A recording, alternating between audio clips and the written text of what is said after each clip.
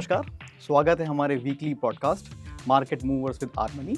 आज हम जानेंगे कि एज एन इन्वेस्टर क्या आपके पोर्टफोलियो में सिल्वर होना चाहिए या नहीं। इस बात की जानकारी देने के लिए आ रहे हैं हमारे associate director mister Tarun Satsangi ji. Good morning sir. Thanks. Sir, जैसा कि मैंने आपको बताया कि हम ये जानना चाहते हैं कि एज एन इन्वेस्टर सिल्वर हमारे पोर्टफोलियो में होना चाहिए या नहीं। मैं ये बताना चाहूँगा कि पिछले 15-20 साल में कोई भी सिल्वर की बात करता नहीं था और सडनली सब कह रहे हैं कि ये होना चाहिए। तो इसके बारे में आपकी क्या राय है? वेल, काफ़ी अच्छा क्वेश्चन आपने पूछा। सीरियसली लास्ट 15-20 ईयर्स तक सिल्वर को कोई पूछता नहीं था। इवन अगर मैं बात करता हूँ लास्ट सेंचुरी की, तो silver was a dead commodity. All of sudden ऐसा क्या हुआ, हमको वो समझना पड़ेगा। There is like tremendous change in the demand of silver. अगर मैं टिपिकली सबसे पहले इन्वेस्टर को अट्रैक्ट क्या करता है, रिटर्न। लास्ट 10 ईयर्स के अंदर हमने देखा 8 ईयर्स में पॉजिटिव क्लोजिंग देखने को मिली है। 2015 में सिल्वर के प्राइस अराउंड 35,000 थे। अभी जो है हमने देखा है 400% हायर है, 4 टाइम्स सिंस देन। लास्ट अगर 4 ईयर की बात करते हैं तो कंसेक्यूटिवली हमने गेन आते हुए देखा है। 2022 में 11% का गेन था। अगर मैं बात करता हूँ 23 की, we had a gain of about 7.3%।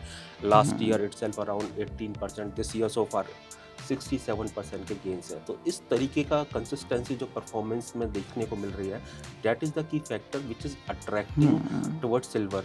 आज से 15-20 साल पहले क्या होता था, portfolio means exactly equity, bond, debt, forex and gold. But अब कंसिस्टेंटली जो परफॉर्मेंस आ रही है तो कहीं ना कहीं इन्वेस्टर को वो अट्रैक्ट करेगा। सही बात है जी। सर। वैसे सिल्वर को partial precious and partial industrial commodity क्यों कहा जाता है? Yeah, it's a very nice question. Actually, one should know before investing or trading in the silver.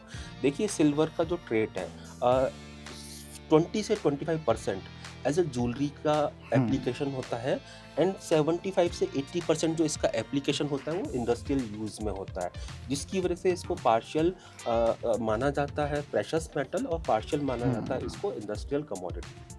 Ji. Okay sir. वैसे in general gold and silver के prices same direction में जाते हैं?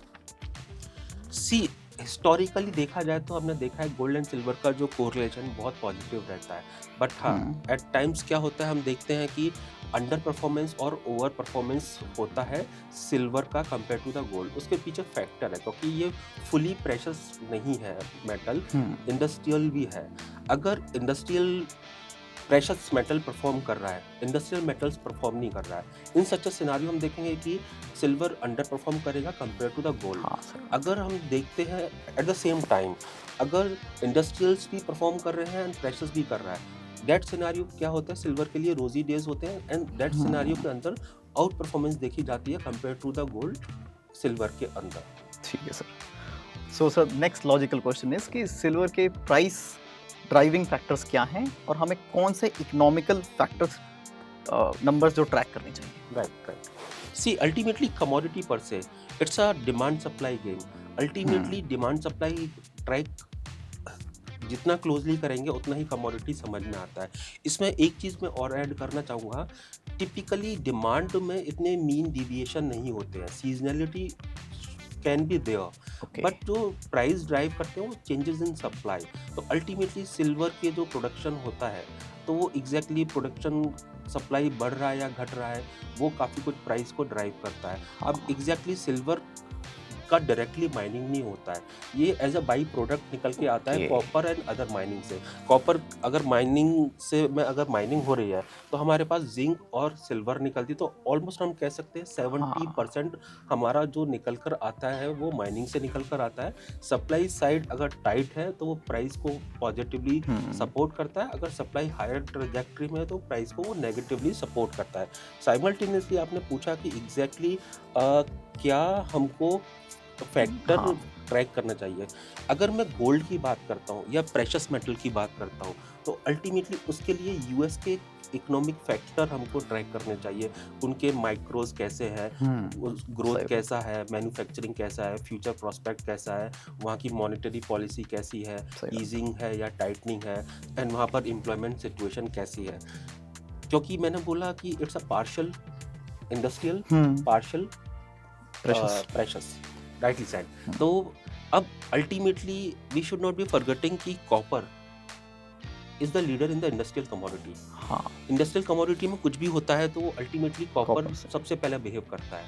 And most of the metals के cases में China या तो largest producer है और साइमल्टेनियसली लार्जेस्ट कंज्यूमर कंज्यूमर है। भी है। तो इन सच अ केस अगर चाइनीज इकोनॉमी को भी हमको ट्रैक करना पड़ेगा, अगर हमको सिल्वर के अंदर अच्छा हमको एक तरीके से एक इन्वेस्टमेंट आइडिया क्रिएट करना है, हम्म, स्पेशली मैन्युफैक्चरिंग साइड। अगर चाइना का ग्रोथ अच्छा है, मैन्युफैक्चरिंग एक्टिविटी अच्छी है, फ्यूचर प्रोस्पेक्ट अच्छे हैं, सो अल्टीमेटली वो चाइना। बेस मेटल को स्पेशली कॉपर को सपोर्ट करेंगे। एंड हम्म, वो कॉपर अगर तेजी देगा then in such a case हम सिल्वर के केस में भी तेजी आते हुए देखेंगे।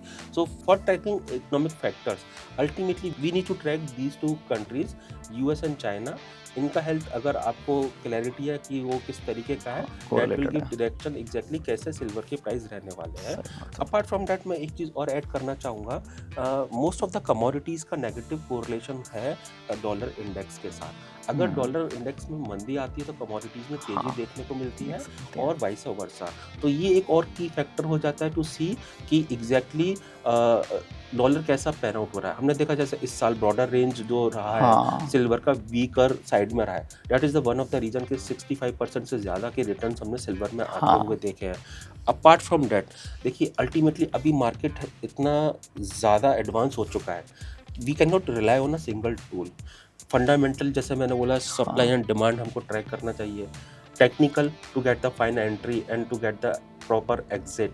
अपार्ट फ्रॉम दैट एक सेंटिमेंट बड़ा रोल प्ले करता है। डिमांड बहुत अच्छी है किसी चीज़ की, लेकिन सडन मार्केट का सेंटीमेंट खराब है, तो अल्टीमेटली आपको क्या है कि उस दिन उस समय जब सेंटीमेंट हाँ, खराब है आपको उस इंस्ट्रूमेंट में काम नहीं करना चाहिए।